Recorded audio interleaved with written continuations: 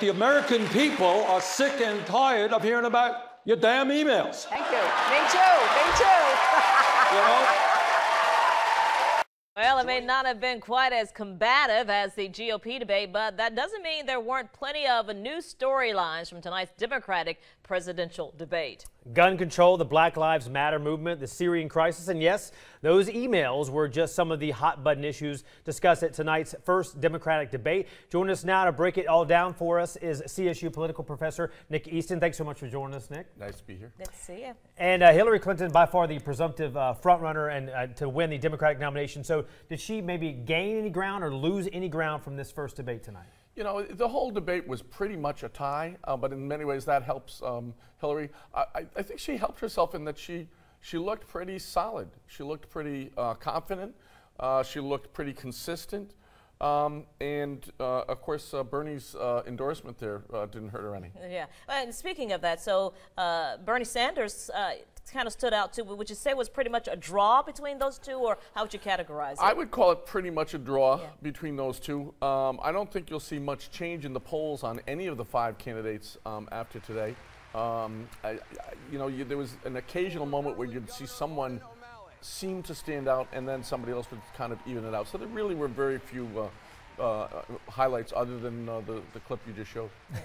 And Vice President Biden, we know that he was watching this debate from the Naval Observatory. Do you think, you know, what do you think maybe was going through his head during watching this debate with his counterparts?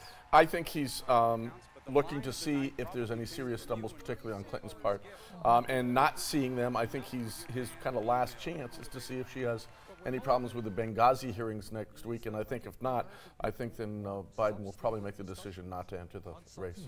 Okay. And the other 3 candidates, they were relatively, I guess in the big picture speaking, relatively unknown. Did they stand out, or are they this was kind of their make or break opportunity? Did they break? They didn't quite break. O'Malley may have made a little bit of an impression on people, but he has from the start. Yeah. He's been the number 3 if there is one.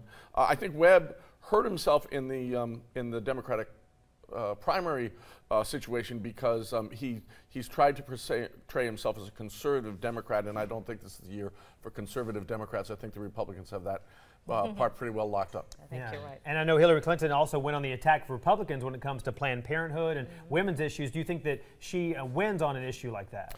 I think she has to be careful of it, but I think she reminded people that she's the woman in the race, would be the first female president, which is, of course, is historic. She used that on several occasions, made references to women's issues. I think she's got to be careful not overplaying it, particularly because it's coming from her. But I think she's figured it out pretty well. She knows what she's doing. Yeah, some good points there, and again, we will see how it all plays out. Absolutely. Thank you, Professor Thank you. Easton. Good Nice to have be you as here again. always. Thank you.